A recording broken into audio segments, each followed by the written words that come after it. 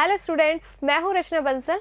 मैं आप लोगों को ऑर्गेनिक केमिस्ट्री का फर्स्ट चैप्टर पढ़ा रही थी, जिसको हम पूरा अच्छे से समझ चुके हैं। हम उसके प्रीवियस ईयर क्वेश्चंस भी कर चुके हैं। आज मैं लेकर आई हूं आप लोगों के लिए कुछ प्रैक्टिस क्वेश्चंस जो प्रीवियस ईयर जैसे ही हैं। तो देखिए, फर्स्ट आप लोगों का क्वेश्चन है, which is an acyclic compound. कौन सा है इसके अंदर जो कि एसाइक्लिक कंपाउंड है। ये अपन पढ़ चुके हैं, है ना। तो कौन सा है? मैथीन। मैथीन का स्ट्रक्चर देखिए, CH4, ठीक है, तो यही होगा। बेंजीन क्या है? एरोमेटिक कंपाउंड है, ठीक है, जो कि साइक्लिक है। पायरोल क्या है? एरोमेटिक कंपाउंड है जो कि साइक्लिक है और हेटेरो एरोमेटिक कंपाउंड है, ठीक है। साइक्लोब्यूटेन, साइक्लोब्यूटेन जिसके अंदर साइक्लो आता है, वो भी कैसा होता है? साइक्लिक कंपाउंड होता है। तो ये क्या है? Cyclic compound. तो अपना आंसर क्या हुआ? 1। तो अपना आंसर हुआ ए, मीथेन, ठीक है। नेक्स्ट है आप लोगों का question, the group of heterocyclic compounds is. इसके अंदर आप लोगों को बताना है कि हेटेरोसाइक्लिक कंपाउंड्स का ग्रुप कौन सा है। फिनॉल, फिनॉल का स्ट्रक्चर क्या है? ये तो ये हेटेरोसाइक्लिक कंपाउंड है क्या? नहीं। क्यों नहीं है? क्योंकि ये रिंग के अंदर हेटेरो एटम प्रेजेंट नहीं है। अब जैसे फ्यूरेन है, ये क्या है? हेटेरो एटम है, रिंग के अंदर प्रेजेंट है, तो ये हेटेरोसाइक्लिक कंपाउंड है, ठीक है। फ्यूरेन हेटेरोसाइक्लिक कंपाउंड है। और थायोफीन, थायोफीन की स्ट्रक्चर देखिए किस तरीके की होती है, ये है, ठीक है। ये भी क्या है? हेटेरोसाइक्लिक कंपाउंड है। तो अपना आंसर बी करेक्ट है। थायोफीन, फिनॉल, ये भी करेक्ट नहीं होगा। फ्यूरेन और एनिलीन, देखिए एनिलीन की स्ट्रक्चर ये होती है, एरोमेटिक रिंग है, तो रिंग के अंदर तो प्रेजेंट नहीं है ना हेटेरो एटम, रिंग से बाहर है, इसीलिए ये क्या है? हेटेरो एटमिक कंपाउंड नहीं है, ठीक है। फ्यूरेन तो है लेकिन एनिलीन नहीं है। तो अपना सेट कौन सा हुआ? फ्यूरेन और थायोफीन, ठीक है। नेक्स्ट है आप लोगों का, what is not true about homologous series. Homologous series के बारे में हमने पढ़ा था। तो देखिए, फर्स्ट ऑप्शन है अपना, all the members have similar chemical properties. सबकी केमिकल प्रॉपर्टीज कैसी होती है? सिमिलर होती है, क्योंकि उनका फंक्शनल ग्रुप कैसा होता है? सेम होता है। तो ये तो करेक्ट है। इसने पूछा है इज नॉट ट्रू, मतलब अपन को इनकरेक्ट स्टेटमेंट बताना है। They have identical physical properties. Physical properties identical होती है क्या? नहीं, क्योंकि उनके अंदर CH2 का डिफरेंस आ जाता है, मॉलिक्यूलर फॉर्मूला अलग अलग हो जाएगा। तो क्या होगा? उनकी फिजिकल प्रॉपर्टीज कैसी हो जाएंगी? डिफरेंट होंगी, ठीक है। तो they have identical physical properties, ठीक है, ये स्टेटमेंट गलत है। थर्ड स्टेटमेंट देख लेते हैं, they can be represented by a general molecular formula. उनका जनरल मॉलिक्यूलर फॉर्मूला सेम रहता है। Adjacent members differ in the molecular mass by 14। CH2 से डिफरेंट होते हैं ना, तो मॉलिक्यूलर मास कितना होगा? कार्बन का 12 होता है और हाइड्रोजन का 2, तो कितने मॉलिक्यूलर मास से डिफरेंट होते हैं? 14। ये भी करेक्ट है, ठीक है। तो इनकरेक्ट स्टेटमेंट कौन सा है? बी। तो अपना आंसर क्या आएगा? अपना आंसर क्या आया? बी, ठीक है। नेक्स्ट है आप लोगों का, which one of the following IUPAC name is correct. IUPAC name लिखना है इनका, तो पहले इनकी स्ट्रक्चर्स बना लें। तो देखिए, 2 मिथाइल 3 इथाइल पेंटेन, ठीक है, ये पेंटेन की चेन है। अब इसके अंदर हमने देखा कि 2 पर क्या लगा हुआ है? मिथाइल ग्रुप, और 3 पर क्या लगा हुआ है? इथाइल ग्रुप, C2H5, ठीक है। अब इनकी वैलेंसी अपन सेटिस्फाई कर देते हैं। यहाँ CH, यहाँ CH, यहाँ CH2 और ये CH3, ठीक है। अब इसकी अगर हम नेमिंग करेंगे तो क्या आएगी नेमिंग? इसने क्या पूछा है? Which one of the following IUPAC name is correct. Correct answer बताना है हमें। तो देखिए, पहले इसके लिए हम सबसे लंबी कार्बन चेन को सेलेक्ट करेंगे, चाहे हम इधर जाएं तो 1 2 3 4 5 ये भी नहीं होगा, तो लंबी कार्बन चेन यही आएगी, ठीक है। अब इसका IUPAC नेमिंग करेंगे तो देखिए, इसके अंदर सबसे पहले जो फंक्शनल ग्रुप कहाँ से पास आ रहा है? इस साइड से, तो 1 2 3 4 5 यही होगा, ठीक है। तो 2 मिथाइल, ठीक है, 3 इथाइल पेंटेन, ये करेक्ट है। अब इसका देखते हैं 2 इथाइल 3 मिथाइल पेंटेन। अब इसके अंदर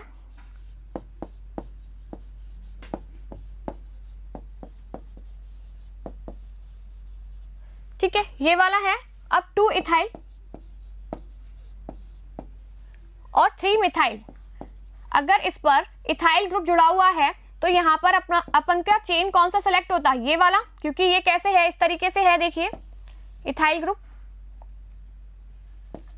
यहाँ पर CH2 है और देन CH3 है, तो अपन कौन सी कार्बन चेन सेलेक्ट करते, ये वाली, तो ये नेमिंग क्या हुई, गलत हुई।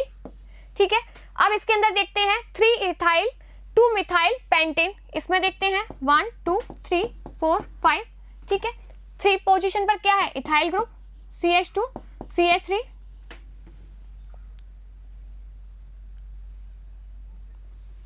ठीक है, और 2 मिथाइल, 2 पर मिथाइल ग्रुप जुड़ा हुआ है, ये वाला। अब इसके अंदर pentane,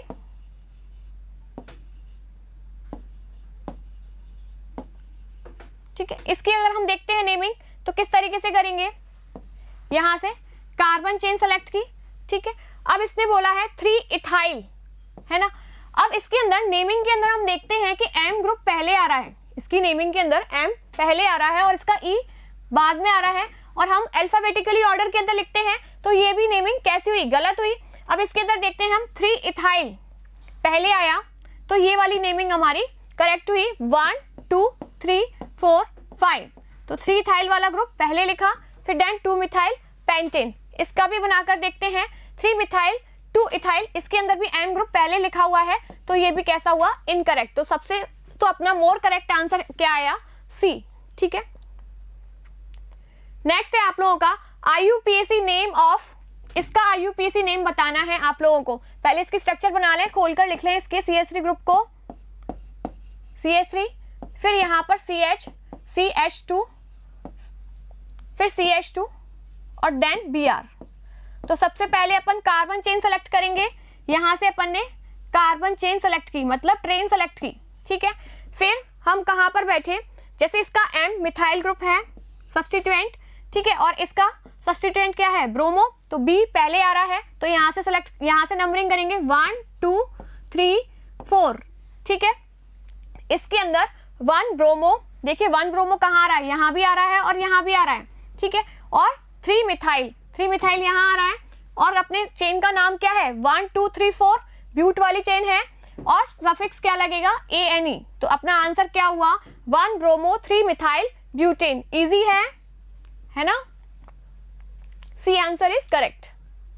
the IUPAC name of the structure is, इसके लिए हम देखेंगे सबसे, इसमें फंक्शनल ग्रुप प्रेजेंट है, ये वाला भी फंक्शनल ग्रुप है, ये भी फंक्शनल ग्रुप है, और ये भी फंक्शनल ग्रुप है, और ये भी फंक्शनल ग्रुप है। अब हम देखें कि कहां से नंबरिंग स्टार्ट करें, किसको चेन के अंदर सेलेक्ट करें, तो इसके लिए हम क्या करेंगे, मेन फंक्शनल ग्रुप कौन सा है अपना, कार्बोक्सिलिक, तो इसको अपन ने सेलेक्ट करके कार्बन चेन सेलेक्ट की, ठीक है। इस तरीके से अपनी कार्बन चेन कौन सी हुई, ये वाली, ठीक है। इसके अंदर कितने नंबर ऑफ कार्बन प्रेजेंट है, 1 2 3 4 कार्बन है। अब नेमिंग कहां से करें, ये एमिनो ग्रुप है और ये कौन सा है, कार्बोल्डिहाइड, फॉर्मिल ग्रुप है, ठीक है, ये कौन सा है, फॉर्मिल ग्रुप है। अब इसका एमिनो A पहले आता है, इसका फॉर्मिल F बाद में आता है, तो नंबरिंग कहां से होगी, इस साइड से, ठीक है। नंबरिंग करते हैं 1 2 3 4, ठीक है।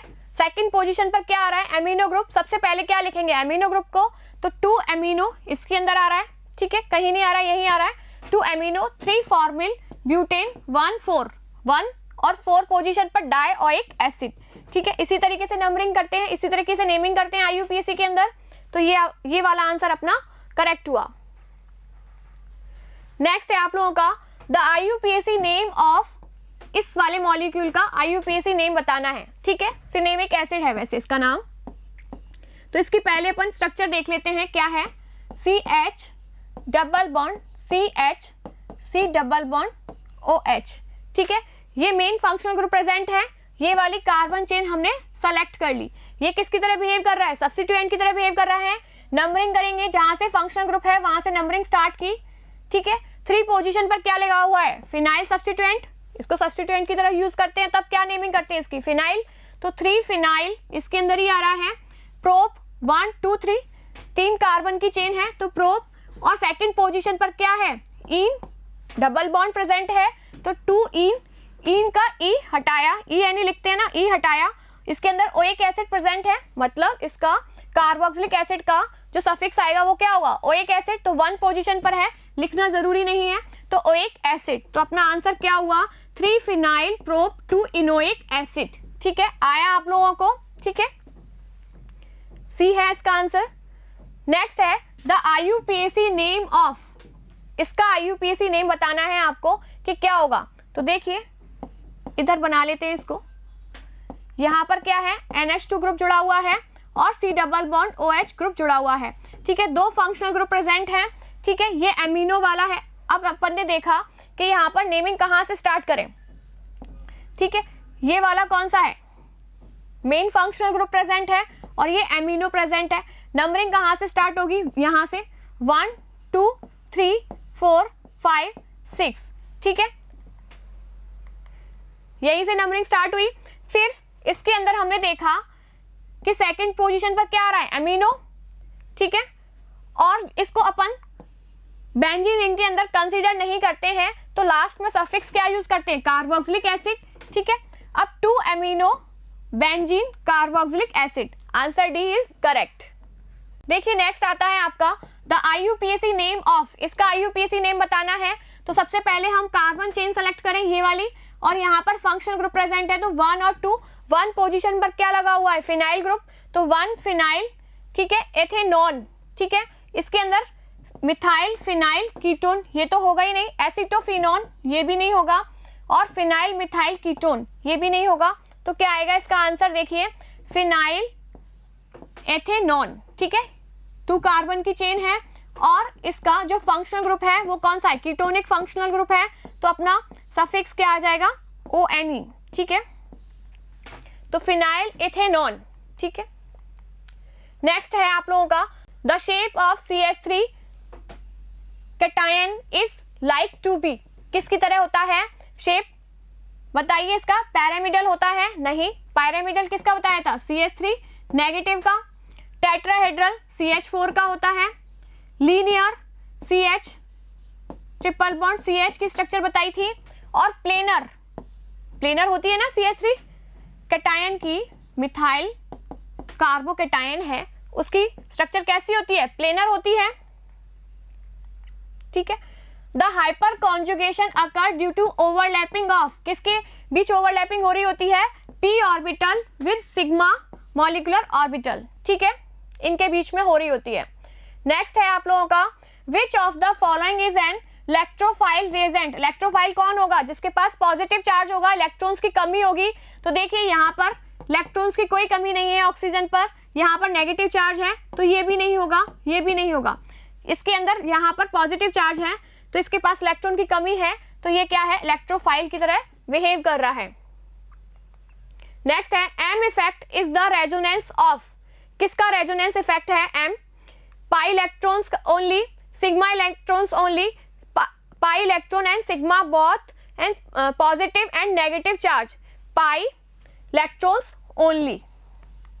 नेक्स्ट है आप लोगों का zero inductive effect is exerted by, zero inductive effect किसके द्वारा दिखाया जाएगा, फिनाइल के द्वारा नहीं, हाइड्रोजन के द्वारा शो किया जाता है, इसके द्वारा भी कुछ होता है, और Cl का तो -I इफेक्ट होता है। Heterolysis of propane will yield, propane की स्ट्रक्चर बना लें, CH3 CH2 CH3, इसका हेट्रोलाइसिस क्लीवेज कराया जाएगा, तो एक तरफ CH3 पॉजिटिव बनेगा और इस तरफ नेगेटिव बनेगा। ठीक है, अब देखते हैं इसके अंदर क्या बनेगा, पॉसिबिलिटी 2 है कि CH3 positive, CH2 CH3 negative, लेकिन इस कंडीशन में इस तरीके से हेट्रोलाइसिस कराया जाता है, तो इस कंडीशन में ये क्या कर रहा है, +I इफेक्ट शो कर रहा है, +I इफेक्ट शो करने की वजह से ये चार्ज को इंक्रीज कर देगा, तो इसकी स्टेबिलिटी कैसी हो जाएगी, कम हो जाएगी, इसकी स्टेबिलिटी कम होगी। तो अगर हम इसके अंदर दूसरे तरीके से देखते हैं, CH3 negative plus CH2 positive और CH3, ये वाला CH3 मॉलिक्यूल क्या कर रहा है, इसको इलेक्ट्रॉन्स दे रहा है, +I इफेक्ट शो कर रहा है। ठीक है, तो इसकी स्टेबिलिटी को क्या कर देगा, इंक्रीज कर देगा, इंक्रीज करेगा, तो ये वाला हेटेरोलाइटिक क्लीवेज होगा, ये वाला हेटेरोलाइटिक क्लीवेज नहीं होगा, ठीक है। तो क्या बनेंगे, CH3 नेगेटिव और CH3 CH2 पॉजिटिव आयंस, ठीक है। बहुत ही अच्छा क्वेश्चन है। Homolytic fission of carbon carbon bond, carbon carbon bond का होमोलाइटिक फिजन कराया जा रहा है। होमोलाइटिक फिजन मतलब कार्बन फ्री रेडिकल बनेगा प्लस कार्बन फ्री रेडिकल बनेगा, बॉन्ड इन इथेन, इथेन की स्ट्रक्चर बना दें CH3 और CH3, यहाँ पर भी CH3 रेडिकल बनेगा और यहाँ भी CH3 रेडिकल बनेगा। Gives an intermediate in which carbon is, carbon का हाइब्रिडाइजेशन पूछा है इसके अंदर, ये अपन को सबको पता है किसका हाइब्रिडाइजेशन क्या होगा, sp2 हाइब्रिडाइज्ड होगा, ठीक है। नेक्स्ट है the strongest acid among the following compound is, इसके अंदर स्ट्रॉन्गेस्ट एसिड बताना है, सारे ही एसिड हैं, सब इसकी एसिडिटी बतानी है कि सबसे ज्यादा स्ट्रॉन्ग एसिड कैसे कौन सा होगा। तो देखिए स्ट्रॉन्गेस्ट एसिड पता करने के लिए हम क्या करते हैं, H+ निकाल देते हैं, इसका कॉन्जुगेटेड बेस बना देते हैं। अब इसके अंदर हमने देखा यहाँ पर नेगेटिव B वाले का, C वाले का देखते हैं CH3 CH2 CH Cl और यहाँ पर C double bond O negative, ये C वाला है, ठीक है, ये B वाला है और ये A वाला है, ठीक है। और D वाला देखते हैं, इसके अंदर CH2 Cl CH2 CH2 और C double bond O negative, ठीक है। इसके अंदर देखते हैं कि ये प्लस आई इफेक्ट शो कर रहा है CH3, इसको इलेक्ट्रॉन्स दे रहा है तो इसकी इलेक्ट्रॉन डेंसिटी को बढ़ा देगा, तो इसकी स्टेबिलिटी कैसी हो जाएगी, कम हो जाएगी। और जब इसकी स्टेबिलिटी कम हो जाएगी तो ये कैसा होगा, कम एसिडिक होगा, तो ये तो होगा ही नहीं, ठीक है। इसके अंदर हाइड्रोजन का कोई इफेक्ट नहीं है, तो ये देखते हैं इसके अंदर, लेकिन जब इसके अंदर इलेक्ट्रॉन विड्रॉइंग ग्रुप जुड़ा हुआ है और बिल्कुल इसके पास वाले कार्बन से ही जुड़ा हुआ है, तो क्या करेगा, ये इलेक्ट्रॉन को खींचेगा, नेगेटिव चार्ज को कम करेगा, चार्ज को कम करेगा तो इसकी स्टेबिलिटी को क्या कर देगा, इंक्रीज कर देगा। और जैसे ही इसकी स्टेबिलिटी इंक्रीज होगी तो इसकी एसिडिटी क्या हो जाएगी, इंक्रीज हो जाएगी। तो अपना C ऑप्शन करेक्ट हुआ। यहाँ पर क्लोराइड लगा हुआ है, विड्रॉइंग ग्रुप लगा हुआ है, लेकिन इससे डिस्टेंस ज्यादा है तो इसका इफेक्ट क्या हो जाएगा, कम हो जाएगा एज कंपेयर टू दिस। तो अपना आंसर क्या आया, C। नेक्स्ट है the Meta directing power of the group. Meta directing power कौन सी होते हैं, शो करते हैं, जिनके पास जो बेंजीन रिंग से अटैच एटम होता है उसके पास क्या हो, डबल बॉन्ड प्रेजेंट हो, ठीक है। अगर जिसके पास lone pair of electron present होता है वो कैसे होते हैं, ऑर्थो पैरा डायरेक्टिंग होते हैं, ठीक है। अब इसने ये पूछा है the Meta directing power of groups, ठीक है। मेटा डायरेक्टिंग पावर किसकी होगी, सबसे ज्यादा इसकी, तो NO2 सबसे पहले इसमें आ रहा है, तो ये आंसर अपना करेक्ट हुआ। अपन को पता चल जाता है ऑप्शन से भी कि कौन सा अपना करेक्ट आंसर हुआ। तो NO2 फिर C6H5 का होगा और OCH3 का, ये ऑर्थो पैरा डायरेक्टिंग है, लेकिन क्या है, as compare to nitrogen oxygen easily electrons नहीं देगा, ऑक्सीजन इलेक्ट्रॉन इजीली नहीं देगा, क्यों, क्योंकि ऑक्सीजन की इलेक्ट्रॉन नेगेटिविटी ज्यादा होती है एज कंपेयर टू नाइट्रोजन। तो यहाँ पर ये देगा तो सही, ये ऑर्थो पैरा डायरेक्टिंग है, लेकिन इसमें अपन को सीक्वेंस पूछा है कि कौन सा होगा। तो सबसे पहले NO2 फिर C6H5 फिर OCH3 देन NH2, ठीक है। ये वाला अपना करेक्ट आंसर हुआ। अब इसके अंदर देखते हैं, देखिए ये इथाइन दे रखा है, सॉरी ये एल्काइंस दे रखा है और ये डाइन्स दे रखी है, ठीक है। देखते हैं इसका नाम क्या है, 1 2 3 4 5, तो इसको क्या बोलते हैं, पेंटाइन। अब इसके अंदर देखते हैं 1 2 3 4 5, इसको क्या बोलते हैं, 1 3 पेंटाडाइन, ठीक है। अब इसके अंदर देखिए यहाँ पर ट्रिपल बॉन्ड एल्काइन एंड एल्काडाइंस के बीच में कौन सी आइसोमेरिज्म होती है, फंक्शनल ग्रुप चेंज हो रहा है, फंक्शनल ग्रुप चेंज हो रहा है तो फंक्शनल ग्रुप आइसोमेरिज्म शो करते हैं, ठीक है। डाई इथाइल ईथर, ठीक है, एंड मिथाइल प्रोपाइल ईथर, ठीक है, ये मैंने बता चुकी हूं। डाई इथाइल ईथर ये हुआ, ये जो ईथर है वो कैसा है, बाइवेलेंट है, ठीक है। जो बाइवेलेंट होते हैं वो क्या शो करते हैं, मेटामेरिज्म शो करते हैं। तो ये आपस में कैसे हुए, देखिए मिथाइल और प्रोपाइल,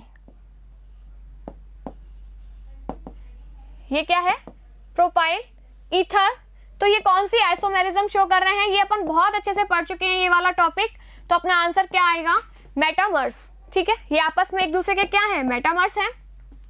नेक्स्ट है आप लोगों का cis trans isomers can be differentiated by. Cis trans isomers किसके द्वारा डिफरेंशिएट किए जा सकते हैं, देखिए सिस आइसोमर्स का मेल्टिंग पॉइंट हाई होता है, डाइपोल मूवमेंट भी होता है और बॉइलिंग पॉइंट भी हाई होता है। तो ऑल ऑफ दीज। नेक्स्ट है आप लोगों का question, compounds containing which of the following functional group can exhibit geometrical isomerism. तो देखिए ज्योमेट्रिकल आइसोमेरिज्म किसके अंदर शो होती है, जिसके अंदर कार्बन कार्बन बॉन्ड के बीच में कैसा हो, रेस्ट्रिक्ट रोटेशन हो।